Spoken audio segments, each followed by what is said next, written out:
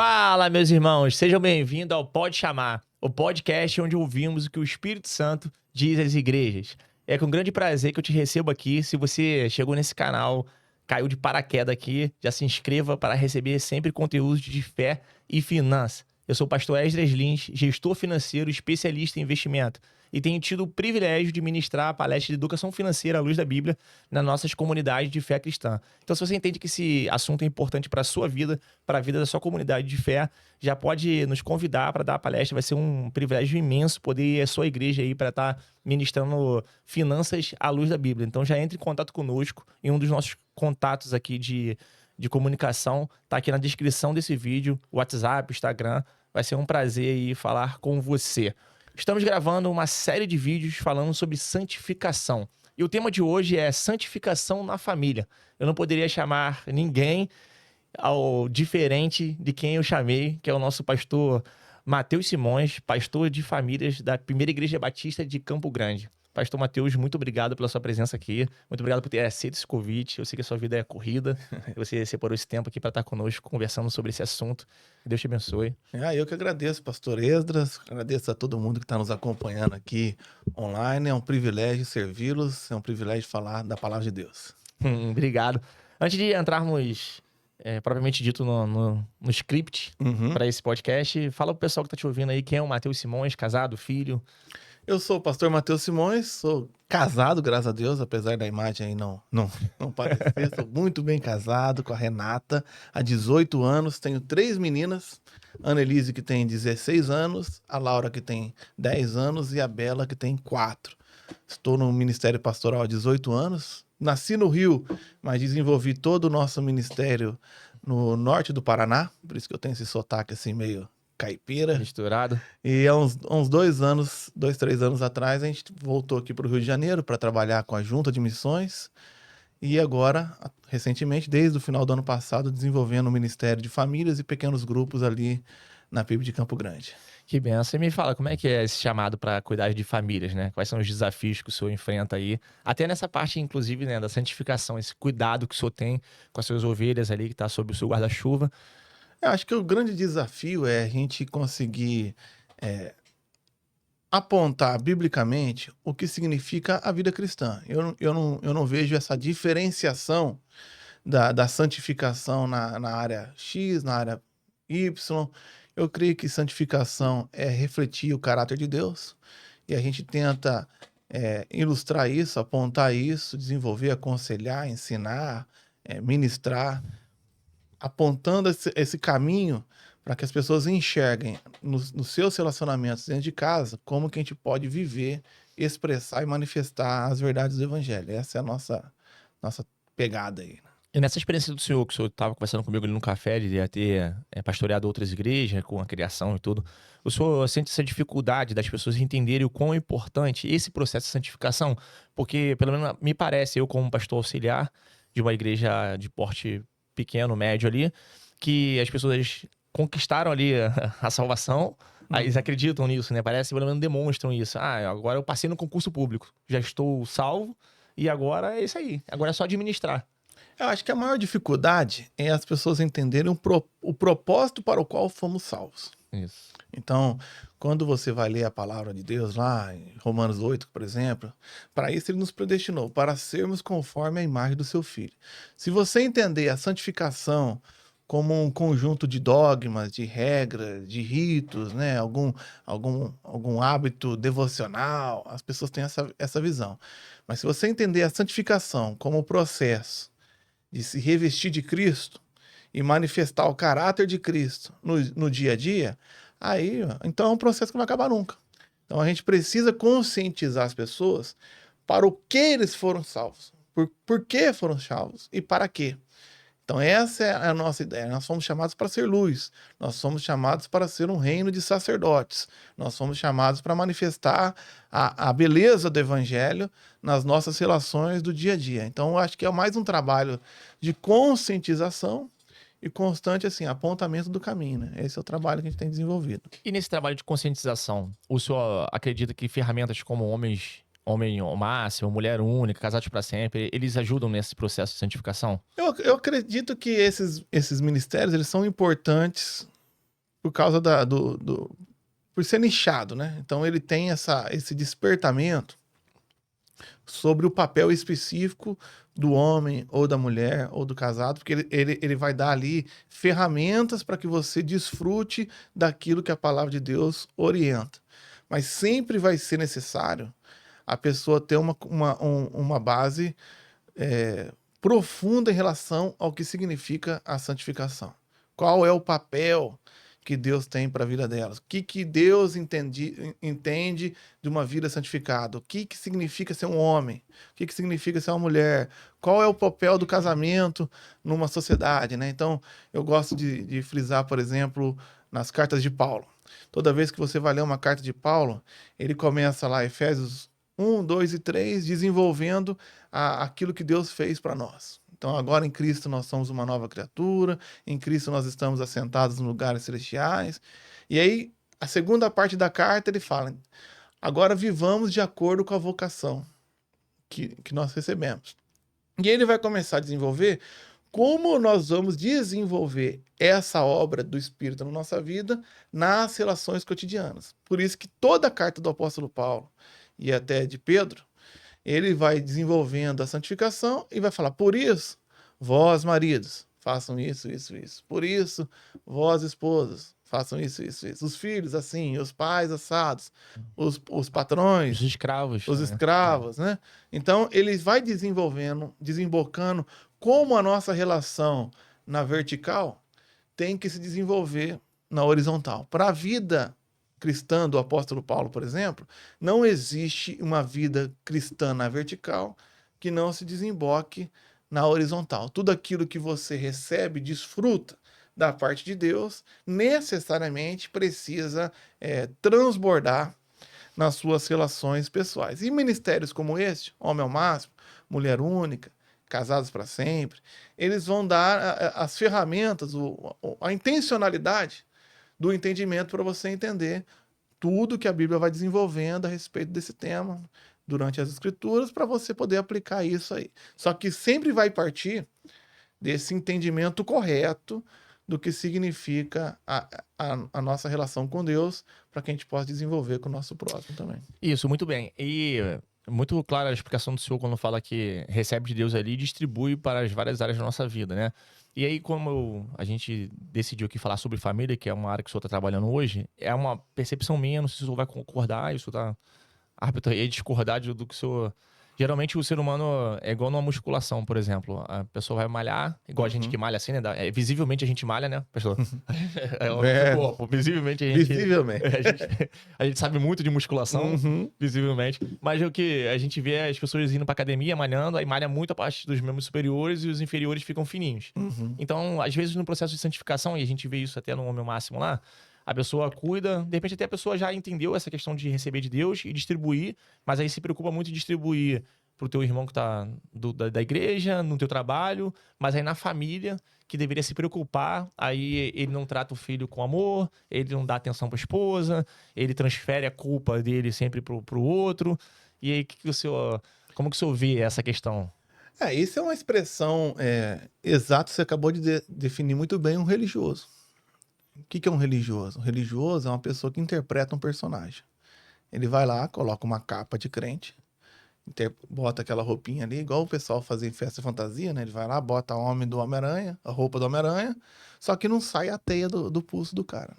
Então, o que acontecia desde os tempos de Jesus? Pessoas que faziam, interpretavam uma certa santidade, interpretavam uma certa vida cristã, né, uma vida religiosa, mas que não vinha de dentro. Por quê? Porque é justamente dentro de casa que as pessoas te conhecem de verdade. É muito fácil para mim, num encontro de 1 hora, de 2 horas na semana, demonstrar ali a paciência, a mansidão, o domínio próprio, porque eu estou controlado. Mas é na minha casa, com a minha esposa, com as tensões sendo elevadas à enésima potência, ali na minha privacidade, é que as pessoas sabem quem eu sou, né? Tem até uma historinha que dizem da esposa do diácono, já ouviu falar? A esposa do diácono que chegou com a mudança, o pastor estava se preparando para o culto, chega a esposa do diácono, um caminhão de mudança. E aí começou a descarregar as coisas ali na porta ali, e bota a geladeira ali, bota a sala, a cama ali, bota o armário, o pastor, o que que tá acontecendo, mano? O que que é isso? Aqui é uma igreja. Não, a partir de agora a gente vai morar na igreja. Por quê? Porque aqui na igreja meu marido é um anjo, mas lá em casa ele é um demônio. Olha aí. Então, assim, é muito mais fácil. Por isso que eu sempre vou trabalhar, eu gosto de trabalhar nos ministérios, nos cursos que a gente tem dado na igreja, nos treinamentos, na IBD, a gente trabalhar a essência. Porque se você desenvolver a verdadeira essência da vida cristã, do velho homem sendo crucificado com Cristo, de se revestir dessa nova humanidade em Cristo Jesus, você vai desenvolver naturalmente nas áreas de maior tensão, que é justamente o marido em casa, com os filhos, e depois nos trabalhos, e na igreja, que é o mais fácil, na minha visão. O lugar mais fácil de ser crente é dentro da igreja. Com certeza. O difícil é ser crente dentro de casa, né? É isso aí. E em 1 Pedro, capítulo 1, versículo 15 e 16, diz assim: mas como é santo aquele que vos chamou, sede vós também santos, aí vem, em toda a vossa maneira de viver. Dentro dessa santificação no lar, né? E aí o senhor falou dessa questão da pessoa ser religiosa, fora é uma coisa, lá fora é uma coisa, aqui dentro é outra. Então tem a questão, às vezes, de agressão verbal. Não vou nem colocar a física aqui, né? Mas a verbal, às vezes com o filho, no comportamento. E também eu gostaria de aprofundar um pouco isso em relação a essa santidade em todo o vosso viver, quanto a questão do marido e mulher, às vezes, o que deixa entrar em casa. Vou te dar um exemplo. Antes de começar um Homem ao Máximo, às vezes na Netflix a gente botou as crianças pra dormir e tal. Aí na hora de ver um filme, vi um filme ali da Netflix que tinha algumas cenas que, pô, não cabia. Como cristão, tu ficar vendo, né? Por isso que até, inclusive, eu sou defensor de cursos desses, né? De capacitação, de discipulados, porque isso é exatamente o que o senhor falou, é subnichado. Dificilmente de púlpito a gente vai conseguir trabalhar todas as áreas da vida do cristão. A gente consegue dar um apanhado geral, mas essas áreas... Então, assim, a gente acaba vendo coisas, violência, aí às vezes é uma série que tem traição, às vezes, não querendo, sabe, potencializar isso tudo, mas é o cuidado, né, dessa santificação. O que o senhor acha de atitudes, às vezes, de casais que deixam entrar em casa coisas, né, vídeos, músicas, às vezes a pessoa é cristã, mas ouve um funk promíscuo, essas coisas assim atrapalham ali, né, nessa caminhada da santificação da família? Então, a grande dificuldade é que as pessoas não têm compreensão das consequências, né? Então, por exemplo, você vai lá e assiste. Hoje está em voga, até recentemente estava comentando com a minha esposa, né? Tem até esses vídeos eróticos femininos, né? 50 tons de cinza. Isso. Esses dias saiu um vídeo aí, eu vi um pessoal divulgando um vídeo de um casal que contrata uma empregada e aí você fica o filme inteiro torcendo pro cara dormir com a empregada. Exato. Ó, até uma novela padrão, né? Uma novela padrão da Globo mesmo, pelo menos quando eu vi os anúncios, que eu nem assisto mais Globo, mas quando eu vi os anúncios, tem uma mulher casada com um cara ruim, e aí de repente ela vai, mas o narrador fala, mas ela vai descobrir o verdadeiro amor da vida dela. Aí aparece lá o Cauã Raymond, e você passa 400 capítulos torcendo para ela largar esse marido ruim e ficar com o Cauã Raymond. Qual que é o grande problema? O grande problema é da assimilação. Você vai sendo transformado de glória em glória a imagem do que você contempla. 2 Coríntios 3,18 fala, nós, como espelho, refletimos a glória do Senhor e somos transformados de glória em glória a essa mesma imagem. Ou seja, nós somos como um espelho. Eu nasci no Rio, mas eu falo porta. Porque eu nasci no Rio, mas contemplei como um espelho o norte do Paraná. É biscoito ou bolacha? Então, lá depende. Biscoito é aquela sem recheio e bolacha é recheada. Não, o seu como carioca. Eu tô Então, perguntando, é o quê? aí, aqui é biscoito, né? Mas eu não sei falar. Então, qual que é o problema? A gente vai se assimilando. Então, o cara vai lá e assiste um filme onde todo o desenvolvimento do diretor e do processo tá em te gerar um desejo para uma mulher que não é tua. É isso. Então, o seu cérebro, ele vai assimilar a atração física ao proibido. E aí isso entrou na tua casa. Eu não vejo assim naquela questão tão mística, no sentido assim, o cara assistiu, passou uma cena lá, entrou os demônios voando pela casa. Eu creio que é a formação da mente. Sim. Que a pessoa não percebe, mas ela começa a assimilar para dentro do seu relacionamento essa questão ali, seja do homem ou da mulher, de um outro. Aí vai objetificando a mulher, aí tem o tipo do corpo, o tipo Sim.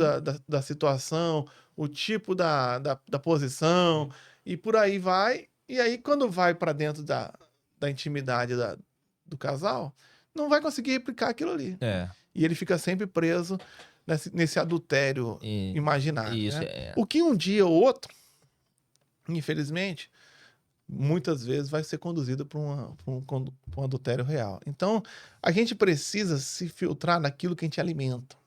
Aquilo que te alimenta, aquilo que você contempla, aquilo que você enxerga. Não por uma questão de meramente de ser salvo ou não ser salvo, de ir para o inferno, mas de viver um inferno aqui. Uhum. Não desfrutar da plenitude da vontade de Deus aqui, porque você está preso em uma coisa que você mesmo se alimentou por escolha própria. Sim. Então a Bíblia sempre nos orienta a sermos prudentes daquilo que a gente se alimenta, daquilo que a gente contempla, porque isso inevitavelmente vai se desenvolver no nosso dia a dia. É aquela série La Casa de Papel, né? É inevitável, você não consegue não torcer pros bandidos Você que estão torce ali pro dentro. ladrão, né? É, torce pro ladrão e. Não tô aqui, tá? Pregando aqui que tem que deixar de ver. Acho Não, que e se assim, não. você consegue ver como entretenimento, a questão assim, é um entretenimento. Então, todo filme que você vai assistir tem uma música que não é cristã, tem um conceito que não é cristão. Você pode ver com diversos olhares. Mas se você só se alimenta disso, É isso aí. entendeu? Então, o cara é nervoso. Eu sempre usei esse exemplo. Eu era um cara muito nervoso. Muito assim, instintivamente violento. Uhum. Aí fico assistindo filme de vingança. Vingança, vingança, vingança, vingança, vingança. Aí chega, você tem um problema no teu serviço lá, o teu patrão tá passando a perna em você, ou o cara roubou tua comissão. O que vai brotar em você? Você já é instintivamente nervoso. Tá se alimentando E disso. se alimenta do bandido todo santo dia. Você quer vingança. É. Você não vai lembrar de Jesus falando, não, o cara já tem uma inclinação carnal para promiscuidade. Isso. Fico todo santo dia se alimentando de dancinha no TikTok, de vídeo não sei o quê, não sei o quê. Qual é a chance que esse cara que vai 1 hora na semana ouvir uma pregação, que não lembro de ler a Bíblia em casa, não lembro de orar, mas lembro de assistir. Qual é a chance que ele tem de conseguir desenvolver uma vida santificada e plenamente da vontade de Deus? Não? É zero. Porque ele mesmo se colocou nessa posição. Eu até entrevistei a psicóloga aqui, né? A Milena. Meu filho é autista. E aí eu servi muitos anos na Marinha, 15 anos, e fui instrutor de recrutas. Então, assim, quando meu filho, ele, pela imperatividade dele, ele descumpria uma ordem, né? Do pai ali, desobedecia. Eu achava que eu tratava ele muito rispidamente. Até teve a lição 6 lá do Homem ao Máximo, né? Que fala sobre afetuoso, porém amável, porém rígido, né? Vem dizendo essa questão de ser amável, mas também ser cobrado. Firme também. Ser firme também, né? Então, assim, era uma crise que eu tinha muito. E aí, quando eu fui conversar com ela, né? Eu falei assim, cara, eu acho que eu sou muito rígido com meu filho, né, em algumas situações. A minha lazeira pra ele ali, né? A minha gordurinha pra ele é muito pouca. Minha flexibilidade. Uhum. E aí ela falou sobre essa questão, inclusive, que o senhor falou agora aí, sobre as ferramentas que a gente cria no nosso cérebro. Então, assim, o nosso cérebro, ele não vai ele vai raciocinar em cima daquilo que ele tem. Até aquele versículo, né? Quero trazer à memória aquilo que me traz esperança. A esperança já está na cabeça dele, já está dentro dele, já se municiou disso. Tu só traz aquilo que você tem. Se eu chegasse pro senhor e falasse assim, vai lá no podcast, traz pra mim, por favor, aquele livro. Bom, o senhor só vai trazer se o senhor tiver o livro. Uhum. Então, assim, a mente, na hora do sinistro, ela vai trazer aquela... O que tá mais rápido. O que tá mais rápido. Então, assim, aí ela falava, quando você se estressa com ele, a única coisa que o seu cérebro vem é flexão, abdominal, canguru, e ou seja, só, né? Militar. Só militar. Então você tem que criar as ferramentas antes. Então começa a treinar o teu cérebro, municiar ele, né? Alimentar ele com pensamentos assim, ó, se ele fizer isso, eu vou fazer aquilo. Se ele fizer antes, pra tu já ter um negócio. É a mesma coisa. Então, assim, o senhor que disse, né, que se caracterizava ali como uma pessoa violenta, agressiva. Se você fica só criando essas ferramentas na tua cabeça, na hora que acontecer... É que o cérebro, ele cria o que o pessoal chama de caminho de rato, né? Ele vai criando conexões mais rápidas. Ele tá sempre procurando. Ele aprendeu o que você prioriza e o que você ignora. Aqui mesmo, a gente tá aqui, algumas coisas você tá percebendo, outras coisas estão indo pro teu subconsciente, porque o cérebro já entendeu que isso não é importante para você. Aí você, quando precisa daquela informação, ele vai procurar o caminho mais rápido. Por isso que muitas pessoas, por exemplo, que se envolvem com pornografia, ela vai criando aquele caminho de... Ela vai se desembocar numa disfunção erétil, vai se invocar numa situação que vai trazer problema na vida real. Por quê? Porque ele já aprendeu que a maneira de buscar aquela recompensa é sentado olhando para uma tela, né? Aí quando vai fazer o ato em si, ele não consegue mais, porque o cérebro dele não consegue fazer esse caminho diferente de novo. Então nós precisamos valorizar, a Bíblia sempre foi consciente disso, Paulo fala, tudo que for bom, tudo que for lícito, tudo que for de boa índole, nisso pensai. Aí quando Paulo vai falar para a gente experimentar a vontade boa, perfeita e agradável de Deus, ele fala, mas transformai-vos pela Renovação da vossa mente. renovação da vossa mente, a tua psique. Porque você precisa renovar. Você foi justificado. Parabéns, nasceu de novo em Cristo Jesus, o meu homem espiritual ali. Maravilha. Só que você está carregando as roupas do velho homem. Então Paulo usa uma outra analogia, ele fala assim, ó, despivos do velho homem, tirar os hábitos, tirar aquela roupa do defunto e começa a botar uma nova roupagem. Você precisa se revestir, é uma ação intencional de criar na sua forma de pensar novos caminhos, novos padrões para condizer, para que seja condizente com a nova vida. Senão, no automático, vai vir o que você tá mais cheio. Tá mais fácil. E aí, no impulso, por isso que eu sempre falo, né? Agir como um crente é fácil, o difícil é reagir. Porque aí quando o comando ali da ação é teu, é Você fácil. tá pensando, mas na hora que é instigado É. aquilo que tem dentro de você, a primeira coisa que vai vir é a tua essência de verdade, né? Isso é verdade. Agora me fez lembrar de uma. Eu já, como eu falei com você no café, né? Viajei algumas vezes para os Estados Unidos, só que eu não sei falar nada inglês. Eu sei assim, tenho muita dificuldade com aprender línguas. Se eu fosse pentecostal, eu ia ficar, não, assim, eu não sei falar outras línguas. E aí, quando eu chego nos Estados Unidos e vou conversar com um garçom, por exemplo, eu que conduzo, eu que ajo, né? Uhum. Tipo, quantos filhos você tem? Qual é o teu nome? Tu mora onde? Porque se eu deixar ele conduzir a conversa, Aí acabou. não sei responder, entendeu? Não sei responder. Agora, tudo que a gente tá falando aqui, né? A gente vê o nível de dificuldade, de responsabilidade, até nós, como homens também, se fôssemos subnichar mais ainda, né? A santificação pro homem. Esse jeito que ele conduz a família, como ele tem que se comportar no lar, frente à sua esposa, frente a seus filhos. Mas agora vem um desafio maior, né? Josué 24:15 diz assim: eu e a minha casa serviremos ao Senhor. Como que esse homem ou essa mulher, ele vai tratar essa santificação dentro do lar para uma família que não é toda cristã? Por exemplo, lá na igreja tem um irmão muito querido nosso, muito participativo na igreja, totalmente dedicado à obra do Senhor, mas a esposa dele não é cristã. Uhum. E pior, ela não é cristã e ela ainda tem trauma ainda, porque quando o pai dela era muito envolvido com a obra, morreu e a igreja não foi apoiá-lo, entendeu? Tipo assim, não veio um representante da igreja, segundo ele. Como lidar com essa realidade sem perder o testemunho? Como que o senhor, como pastor de família, se chega esse irmão lá da igreja, chega pro senhor e começa esse aconselhamento, e fala assim, olha, minha dificuldade é essa, não consigo, aí a minha esposa às vezes quer beber, não que ele queira beber também, né, mas ele não sabe como se comportar, dizendo que não pode entrar bebida na casa dele, sabe? Essas coisas que... Então, por isso que eu gosto de trabalhar a essência, eu sempre vou desenvolver a essência. Hoje mesmo eu tenho um aconselhamento nesse sentido aí, hoje à noite. 1 Coríntios capítulo 7 responde essa pergunta. E segundo o apóstolo Paulo, não há nenhuma dificuldade em você se santificar por ter um descrente dentro de casa. Pelo contrário, a tua vida cristã santifica o descrente. Agora, você tem que entender para o apóstolo Paulo o que é santificação. Para o apóstolo Paulo, santificação não é uma sequência de ritos de comportamento devocionais. Para o apóstolo Paulo, santificação é ser a semelhança de Cristo, como você aprendeu lá no Homem ao Máximo. A hombridade é ser a semelhança de Cristo.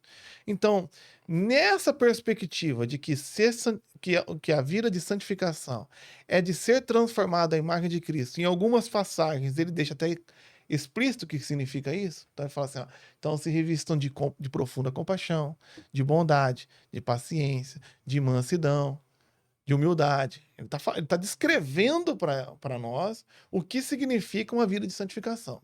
É ser como Cristo. Em que sentido? Na humildade, na bondade, na paciência, na mansidão.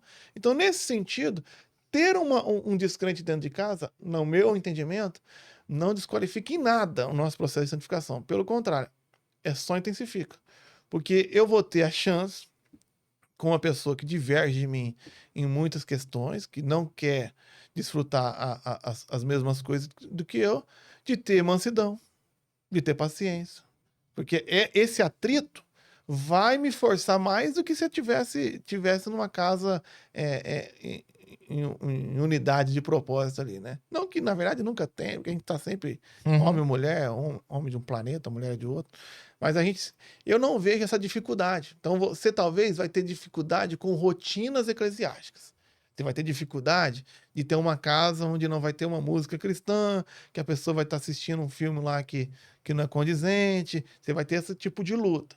Mas você vai ter muito mais condições de desenvolver nesse relacionamento compaixão, paciência, aquele amor ágape, incondicional, Uhum. altruísmo, pensar no outro, seja em vós o mesmo sentimento que houve em Cristo Jesus, que não se considerou superior, mas considerou o outro superior. Como é que eu vou fazer isso com uma pessoa que ela não quer ir para a igreja? Então você vai mas é só...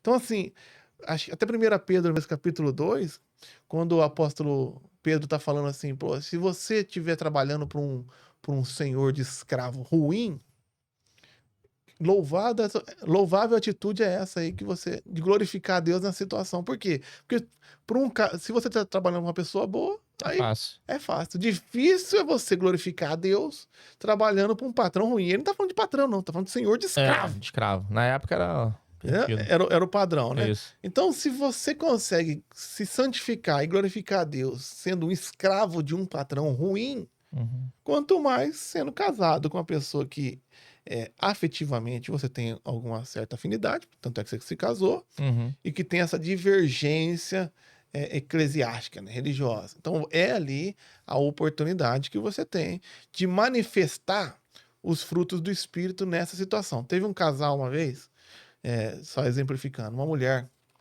que estava casada com um marido muito, muito ruim, assim, parecido com a situação que você contou, porque não apenas ele não gostava da igreja, como ele tinha repulsa. Uhum. Então, toda vez que a mulher ia para a igreja, ele tinha um enorme problema quando voltava para casa. Aí foi aconselhado com o pastor muito experiente, 50 anos pastoreando a igreja lá da minha cidade, lá, PIB de Londrina.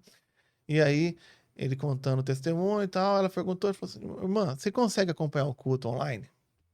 E nem basta de você assistir o culto online? Não. Então assista online. Assista online, só que faz o seguinte, encarna o evangelho na tua casa. Você vai viver o evangelho como Cristo Jesus viveria se tivesse casado com esse cara aí. Você tem que pensar o que Jesus faria o dia inteiro. E usa a administração para se alimentar nesse propósito. A mulher desapareceu por 3 anos. 3 anos depois, o pastor recebe a ligação do marido. Pastor, eu quero falar com você. Aí chamou, e o testemunho do marido dessa mulher foi o seguinte, falou, eu não acreditava em Deus, mas como não acreditar em Deus se eu vejo todo santo dia Jesus vazando pelos poros da minha mulher? Ele usou essa expressão. Eu tô vendo Jesus transbordando dos poros da minha esposa. Nossa. Como não acreditar? Eu quero. Se converteu, se batizou e a família tá abençoada lá na igreja, servindo a Deus até hoje. Por quê? Porque essa mulher encarnou Olha. o evangelho na casa dela. Então ela era esbofeteada ou oferecia outra face. Né? Não fisicamente. Sim. Você entendeu a analogia, Aham, até aham. porque tem esse tema da violência, né, doméstica. Mas a mulher era ofendida, Aham. ela não revidava. A mulher era provocada, ela aceitava a provocação. E ficava fazendo isso, como Jesus. E foi fazendo. E foi servindo. Um cara bruto, um cara ignorante. E foi fazendo. Chegou uma hora que o cara falou assim, poxa, não tem como. Jesus existe na vida da minha mulher e eu quero esse Jesus para minha vida. Então, 1 Coríntios 7,14. A mulher santifica o marido. Se ele quiser ficar na casa, continua aí. E você vai ser um instrumento de Deus para influenciar moral e espiritualmente a tua família. Desde que você encarne essa vida cristã e não tenha ela só como atitudes externas ali de rotinas devocionais. Muito, muito forte essa palavra que o senhor falou de Jesus saindo pelos poros, né? Que privilégio, né? Dessa mulher e que recompensa de feedback, vamos dizer assim, humano, que ela pode, né? Que ela pôde viver ali, né? Quem dera se a gente alcance... Tivesse mais gente assim. Mais gente assim e que a gente possa alcançar, né? Esse nível das pessoas olharem pra gente e verem Jesus no nosso viver, né? Verem e falem, né? Disso. Em Deuteronômio 6 e 7 diz assim: E estas palavras as ensinarás a teus filhos, e delas falarás assentado em tua casa, né? Aí até diz assim, inculcarás, né? Em algumas traduções. Uhum. Eu leio esse versículo aqui, pastor, todos os dias com meus filhos. Deuteronômio 6, 4 e 5, né? Que fala: Ouve, pois, Israel, o Senhor teu Deus é o único Deus. Ame, pois, o Senhor teu Deus de todo o teu coração, de toda a alma e de todas as forças. Eu peço ao meu filho para repetir isso todos os dias, não como um mantra, Uhum. mas que isso possa inculcar na cabeça dele mesmo, até aquela O Shema, né? Isso. Até, inclusive, foi a inspiração para o podcast. Né? E porque, justamente para criar essa ferramenta nele. Porque ele vai lidar com frustrações, meus filhos. Já lida, né? Quando eu desligo o desenho, quando eu não deixo ele ir pra piscina, quando eu não dou presente. Ontem ele vacilou lá com a gente, eu tirei a câmera fotográfica, que ele ganhou uma câmera fotográfica ontem e já perdeu. Deu mal. Usou 3 vezes a câmera e perdeu. Já aprendi a câmera comigo. Mas aí à noite eu peço ele sempre pra falar isso, porque ele vai ter que ter ferramentas para lidar com os dissabores da vida e as frustrações. Pergunta: qual é o papel espiritual do pai? Tá? No nosso script tá os pais. Mas eu queria primeiro que o senhor falasse, o senhor como um homem ao máximo, falasse qual é o papel do pai nesse processo de santificação do filho. E onde hoje o senhor acha que muitos pais, né, mas no masculino, depois a gente fala das mulheres, mas dos pais, homens, estão errando nesse processo. E aí eu vou introduzir já vou levantar a bola pro senhor. Por exemplo, eu acho que eu errava muito antes do homem ao máximo nas palavras, por exemplo. Dentro dessa perspectiva, né? Às vezes eu falo assim, cara, você é muito desobediente. Meu filho, por ser autista, TDAH, e também Ele se apropriava disso. tem a característica dele. Meu filho tem dificuldade, não pelo autismo ou TDAH. É característica, a gente sabe disso. O senhor falou que o senhor eu sou ansioso, é a minha característica. Dele é de ter resistência à obediência. Então eu falo assim, cara, você é desobediente. Então essa palavra eu já bani. Eu falei, filho, você é uma criança muito obediente, porém você não está obedecendo neste momento. Nesse momento, nas últimas 24 horas. Nos últimos 6 anos, você não tá vendo. Mas você é obediente, eu sei disso. E, então, assim, eu acho que a palavra é um primeiro erro ali que o pai comete. Agora tá com o senhor. Não, eu acho o seguinte: o pai em si, ele carrega uma responsabilidade muito grande. Uma vez eu vi um pastor dizendo assim, ó: você tem mentido a respeito de Deus para os seus filhos? E eu pensei comigo assim, não, eu não tô mentindo a respeito de Deus para os meus filhos, eu não tô mentindo. Eu sou um cara ortodoxo, eu tô falando a respeito dos atributos de Deus, eu não tô ensinando nenhuma heresia, eu tô mostrando que Deus é onipotente, onisciente, Deus é isso, Deus é aquilo. Aí ele pergunta assim, não, eu não tô falando, um cara no podcast, né? Eu não estou falando, inclusive é o mesmo pastor, eu não estou falando sobre ensinar a respeito de doutrinas pro teu filho, eu tô falando que vocês estão mentindo a respeito de Deus. Aí eu fiquei pensando, poxa, o que esse cara quer dizer? E ele me explicou. Por que a gente está mentindo? Porque nós, como pais, como homem, nós somos responsáveis a refletir, a inculcar na cabeça do nosso filho o que significa ser pai. Aí lá na frente, na vida adulta, a gente vai dizer para ele assim, ó, Deus é pai. A primeira associação que essa criança vai ter é o seguinte: se Deus é pai e o meu pai é meu pai, então Deus é igual ao meu pai. Toma. E é aqui que a gente mente a respeito de Deus. Porque eu estou dizendo para minhas 3 meninas que a paternidade de Deus é semelhante à minha. Então, essa é a tragédia. Por isso que eu falo de encarnação. É necessário não apenas dogmatizar, não apenas instruir em ritos, em doutrinas, que são importantíssimas, né, para a compreensão do evangelho, como didática. Mas é muito importante encarnar, porque quando a gente falar que Deus te ama, ele vai pensar assim, Deus me ama igual meu pai me ama. Quando Deus perdoa igual a misericórdia do nosso pai é igual a misericórdia do meu. A compaixão do meu pai é igual ao do meu. Não tem como dissociar. Por isso que tem muitas pessoas que têm extrema facilidade de lidar com a pessoa de Jesus na Trindade, mas tem muita dificuldade para lidar com o pai. Uhum. Até o catolicismo se apropria disso. Então ele vai lá e coloca a figura de uma mãe e as pessoas descambram para a idolatria da tal mãe de Deus. Porque o pai é essa figura distante. Aquele homem do Velho Testamento, bruto, ignorante, às vezes ausente. Por quê? Sim. Porque o meu pai era ausente, meu pai é bruto, meu pai é ignorante. Então, essa responsabilidade, quando a gente vai fazer uma apresentação lá de criança na igreja, eu sempre falo disso. Ó, preste atenção que você tá sendo agora com uma grande responsabilidade de refletir para o seu filho o que significa a palavra pai. Começa por aí. Então, a partir do momento que, eu acho que é o maior erro nosso é nessa encarnação aí. E depois, essa intencionalidade. Se você continuar lendo o texto, até separei aqui Deuteronômio capítulo 6, né? Ele vai falar assim: guarde sempre no coração as palavras que eu lhe dou. Repita-as com frequência aos seus filhos. Converse a respeito delas quando estiver em casa, quando estiver caminhando, quando se deitar, quando se levantar. Ou seja, Toda hora. é o tempo todo. A pessoa está intencionalmente inculcando essa ideia. Então, como que o pai convence o filho a torcer pro Vasco, por exemplo? Tem que ser muita forçação. O cara virar vascaíno, botafoguense. O pai vai falando, o menino cresce, ele não consegue ter outro entendimento a não ser torcer pro Flamengo. O Flamengo é o maior time do mundo. Por quê? Porque intencionalmente o pai vai colocando figuras, né? Ele vai falar de pendurar na camisa, então o pai bota a camisa pro menino, bota um banner ali na parede. Só que quando a gente está lidando com a vida cristã, a gente deixa pro automático. Uhum. Então a gente transfere, primeiro que transfere a doutrinação para a igreja, então Sim. tomara que tenha um ministério infantil lá, e a mulher tem 40 minutos para ensinar para 50 crianças aquilo que 50 pais não tiveram vontade nenhuma de fazer. Uhum. Transfere pro YouTube, pro Netflix, pra Disney Plus, a doutrinação dos nossos filhos, e torce para dar certo depois. Então a gente precisa caminhar por esses dois caminhos. Primeiro, encarnar o evangelho, Uhum.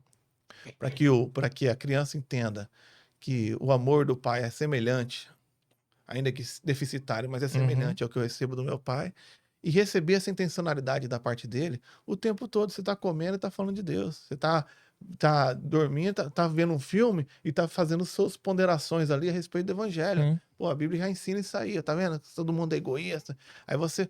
É lógico que para isso você tem que conhecer, né? Claro. Então, a gente precisa buscar esse entendimento para que a gente possa encarnar e intencionalmente manifestar para os nossos filhos nas diversas percepções como você teve a respeito da palavra. No Velho Testamento, até o nome que o pai dava para o filho Tinha uma intenção. estava projetando um É. futuro para ele. Então imagina você ficar o dia inteiro, não, você é uma vadia, essa menina é uma vadia, essa criança não presta. Ela está assimilando Sim. que aquele que a criou para não prestar. Sim. Nem quem me fez acha que eu presto, que eu sou uma vadia. É isso. Ela vai correr atrás disso, porque é o que me resta na vida. Agora, se encontra alguém que dá um destino para essa pessoa diferente, você é inteligente, você tem potencial, você é uma benção, você é bonito, você não sei o quê, a pessoa ela vai assimilar, porque ela recebe a projeção de quem a criou, de quem a formou. Então a gente precisa assumir essa imensa responsabilidade de estar sendo um mordomo, na verdade um intérprete dessa figura real, que é o do Pai Celestial. É muito forte isso que você falou, porque eu, como pastor, eu já repeti isso aqui algumas vezes no podcast, eu tenho uma preocupação muito grande com meus filhos, porque no nosso meio a gente vê muitos líderes religiosos com os filhos desviados, por causa até da nossa questão de dedicação à igreja e tudo, e às vezes as pessoas deixam o lar comprometido, né? Então, assim, essa santificação na família, para mim, é muito importante esse debate aqui, né? Essa conversa, porque as pessoas precisam ter essa consciência, né? Da importância de você assumir teu papel dentro da família e a responsabilidade que você tem da flecha que tá na sua aljava, que no momento certo vai ser lançada. Para onde você tá lançando? Para onde você tá lançando, como você tá preparando essa flecha, né?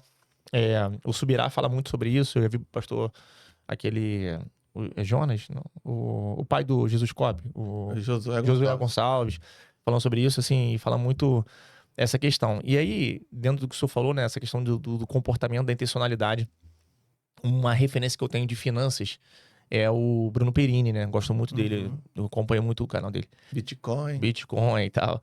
E é um cara também que eu acho que tem uma vida ilibada ali em relação ao comportamento familiar e tudo, ele como um cidadão. E ele falou que muitas práticas que ele tem é proveniente do pai dele. O pai dele é um coronel do exército, então ele acabou seguindo essa carreira do exército, né? Depois ele migrou. Mas ele fala que ele nunca viu o pai dele sem estar com um livro na mão. E é por isso que ele adquiriu esse hábito da leitura. E eu não vim de família que lia, apesar do meu pai ser muito inteligente. Meu pai é um cara muito inteligente de vida, né? Tipo assim, de elétrica, coisas sinestésicas, né? De manual, de mão. Mas eu tive que abrir esse caminho. Eu sempre tive uma queda por leitura, mas para implementar essa rotina demorou muito tempo.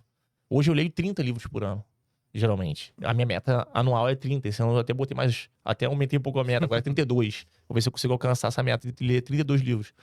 E aí meus filhos vêm agora. Depois que eu ouvi isso o Bruno Perini falando, eu já procurei já nem mais ler no escritório, mas ler perto deles, para eles hábito.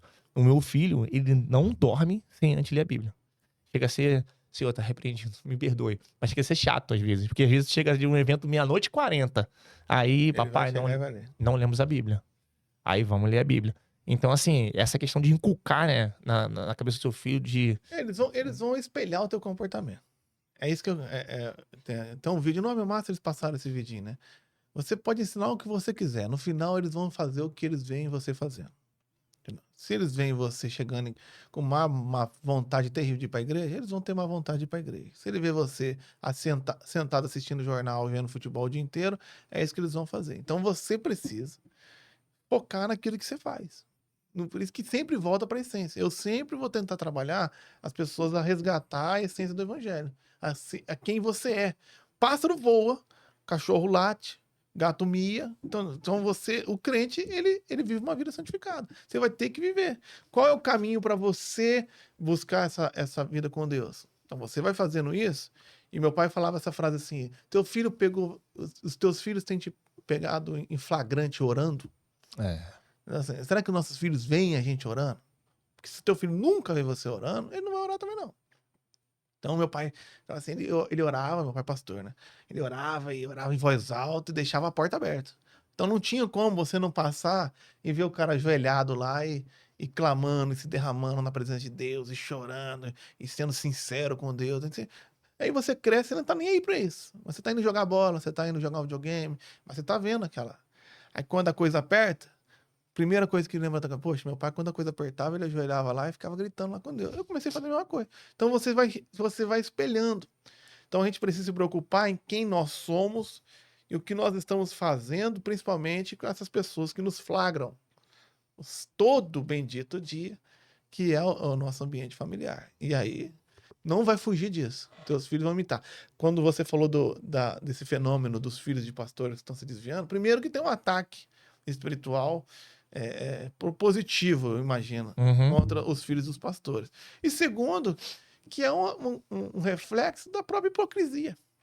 Porque tem muita gente que se profissionaliza na arte de ser pastor. Então, eu tive um caso lá no Paraná, de um pastor que foi pego em flagrante com amante, aquele escândalo todo. Aí na hora da votação, quem foi a primeira pessoa que puxou contra foi a filha do próprio pastor, uma adolescente de 16 anos. Subiu no púlpito e falou assim: é o seguinte, é que vocês aqui estão votando a favor dele, é que vocês acham que ele é um anjo. Mas quando a gente descia do carro e entrava no carro no estacionamento, a gente sabia o demônio que ele era. Nossa. Então essa menina já desviou, obviamente. E qual que é a chance? Se a imagem do homem de Deus que ela tinha, sempre teve.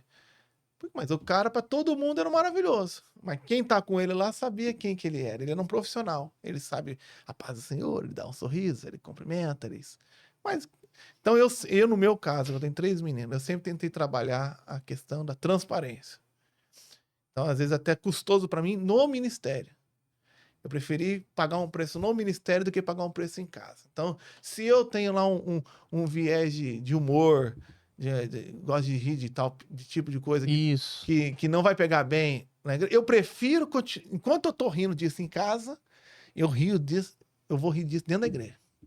Aí talvez me seja custoso na igreja. O pastor tá falando assim? Tô. Acho que pelo menos o senhor. Mas pelo menos minha filha não acha que eu sou um ator.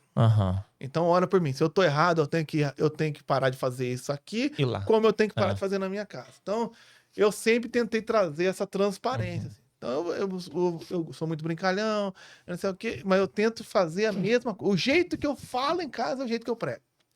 O jeito que eu prego, o jeito que eu oro em casa, eu oro na igreja. Porque até nisso a gente... Né? Vai na igreja e vira aquela... aí em casa... Então eu tentei fazer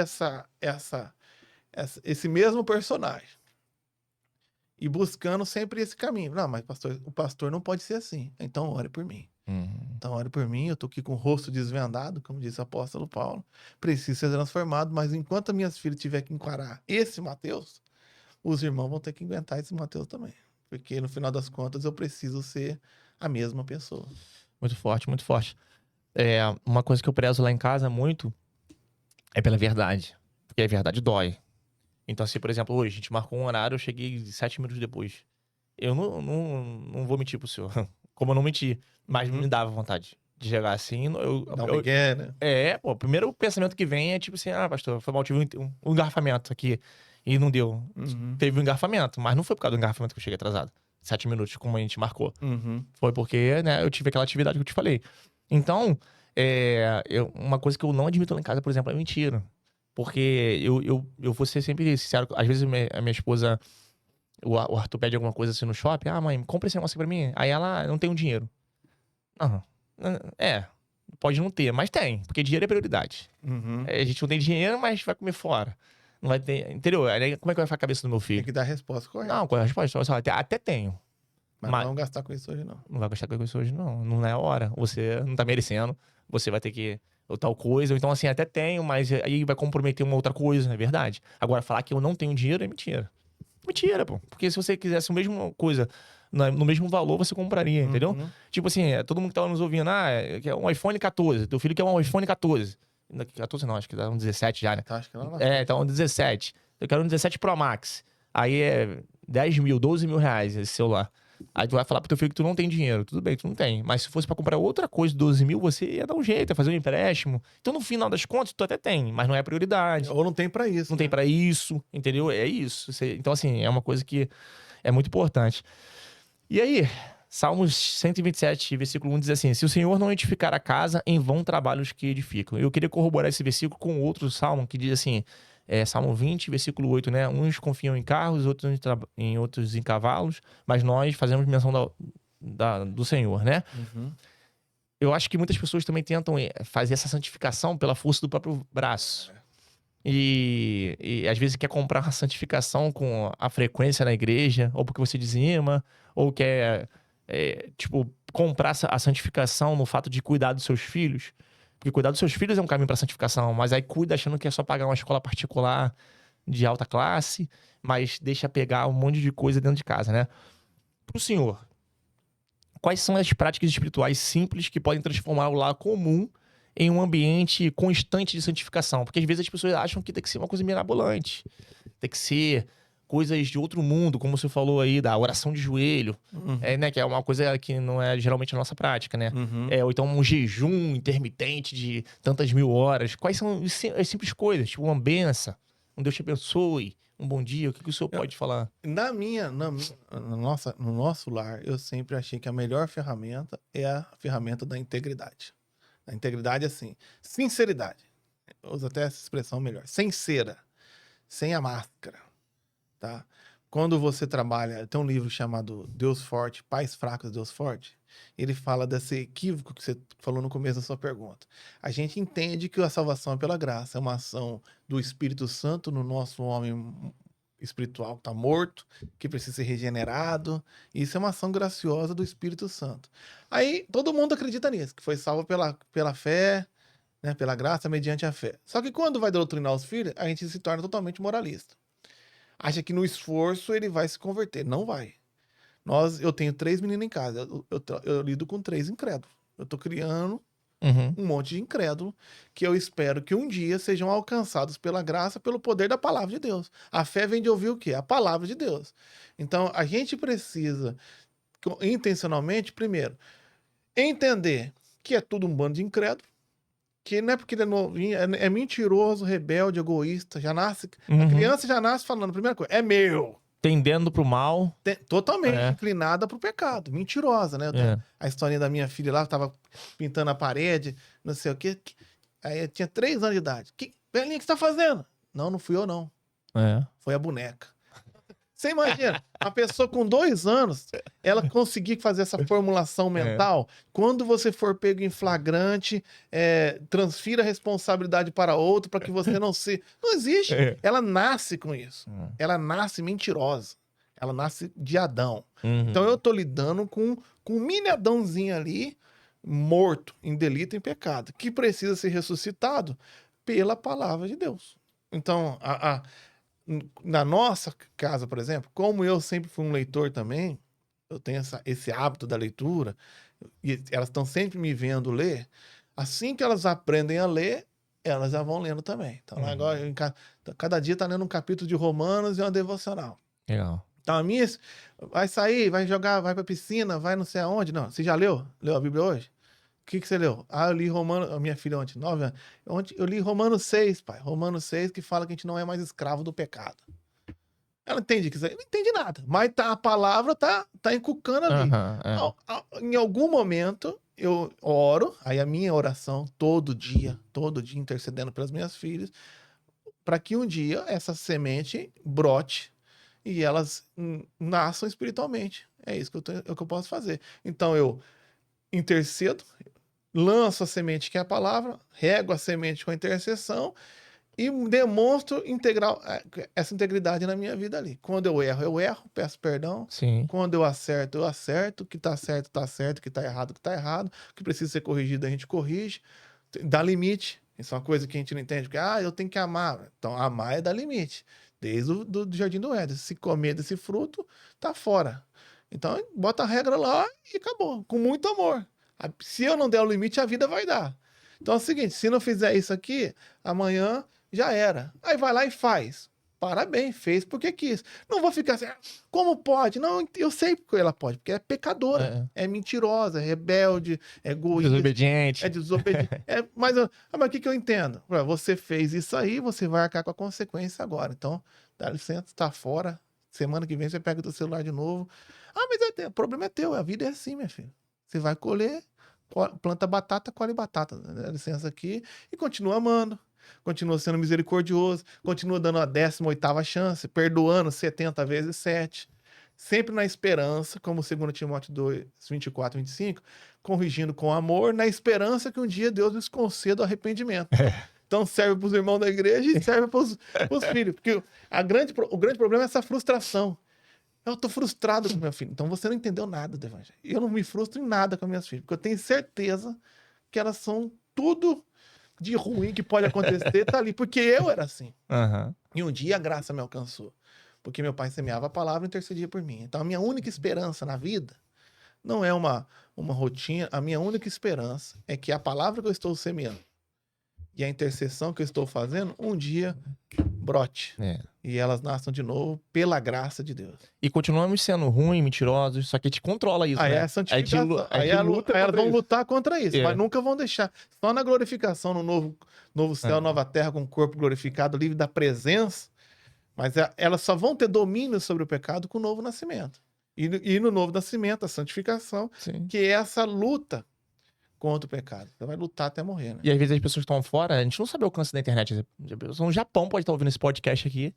E aí ela acredita que o cristão é super saiyajin. E o pastor, então, é mais ainda. Mas não, a gente só luta contra isso. A gente luta contra todos esses desejos todos os dias. O cristão é só um cara que tem certeza que ele é um miserável. Os outros têm dúvida, o cristão tem certeza. Eu tenho certeza que se no Homem ao Máximo, segunda turma lá, eles falaram 5 pecados. Isso. Aí perguntaram, pastor, e eu tava lá como pastor, né? Qual desses 5 pecados o senhor luta? Eu falei, todos. Todos. Eu tenho certeza que eu posso cair em todos, se não for a graça de Cristo que me sustenta. Não, como assim você é pastor? Eu sou pastor, eu não sou Cristo. Eu sou um pastor que luta diariamente, e pela graça eu não tô caindo em nenhum deles. Não sou escravo de nenhum deles. Eu não sou dominado por nenhum deles, mas eu vou lutar contra eles até o fim. Então, essa integridade que eu falei para você, a pessoa tem a noção de que você tem essa luta, então quando ele olha ele tendo a mesma luta, ele está sendo tentado. Ser tentado não é pecar. Fui tentado. Você foi tentado, parabéns. Em Jesus, em tudo foi tentado, mas em nada pecou. Então, ele está sendo tentado, ele também é tentado, mas eu tenho a liberdade em Cristo porque o Espírito de Cristo habita em mim e vive através de mim, de não ceder e não conceber o pecado. Mas eu estou lutando com isso. Então tem gente na igreja que eu também às vezes não gosto. Tem coisa que eu ouço que eu tenho vontade. Irai-vos! Mas não pequei. Mas que eu fico irado, eu fico. Tem coisa que você ouve, você é afrontado, você é humilhado. Por isso que eu falei da casa lá. Tem coisa que você fala assim, pô, não aguento mais. Aí você vai lá, e lança diante dele e volta e perdoa a 1000ª vez. E tanto que Paulo fala, né? Sempre que possível, tende paz com todos. Não vai ser sempre. Ele mesmo não conseguiu. Mas a gente sempre que possível. Tá lutando. Tem gente que não vai querer. Mas é uma luta. Você não pode nunca entender. Isso que eu falo para todo mundo que estiver nos ouvindo. Você não pode entender que em algum momento nessa caminhada você vai ser desplugado e se tornar uma áurea uma neoplatônica, voando acima das carnalidades e das lutas. Não, a carne vai militar contra o espírito. Enquanto nós não formos glorificados, você vai participar dessa batalha. E aí é o momento onde nós temos que se fortalecer espiritualmente para ganhar essa batalha contra a carne. Mas que você vai lutar todo o bendito dia da tua vida, e o casamento é o melhor lugar. Então a pessoa que vai ser usada por Deus para te cutucar é tua esposa. Então a gente tá no melhor lugar do mundo para se transformar da imagem de Jesus. Uns aos outros ali, sendo santificado todo santo dia para a glória de Deus. Amém.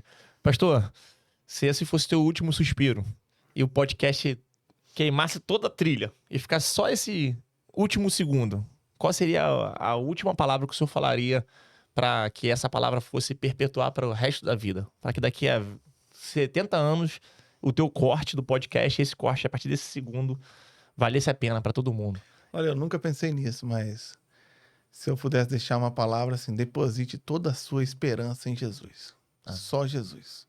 Aí quando ele foi na cruz, ele não gritou, fiz a minha parte. Ele falou assim, está consumado. Então, se entregue totalmente a ele. Tem um convite, vinde a mim, todos vós que estão cansados e sobrecarregados, e eu vos aliviarei. Deixe ele viver em você, através de você, desfrute do que ele fez por você, e você vai desfrutar tudo aquilo que ele conquistou. Amém. Pastor, muito obrigado pela presença do senhor aqui no podcast. Foi transformador. Você daqui é diferente de uma forma que eu entrei. Acredito que você que está em casa também nos assistindo vai sair abençoado pela instrumentalidade do pastor. E você, líder de igreja, líder de jovens, que queira convidar o pastor Matheus para ministrar na sua igreja, tem essa possibilidade? Pode entrar em contato com você? Como é que funciona essa... A gente tem um Instagram, é @MatheusSimões7. Por que 7? É porque tinha 6 antes. Então, Matheus com TH, Simões 7. Pode entrar em contato lá. Vou deixar aqui na descrição desse vídeo. E a gente conversa por lá. É isso aí. Então, encerramos mais um episódio falando sobre santificação e agora santificação na família. Você que assistiu até aqui, muito obrigado. Se não é inscrito ainda, se inscreva nesse canal, curta e compartilha. E que Deus te abençoe grandemente. Deus abençoe.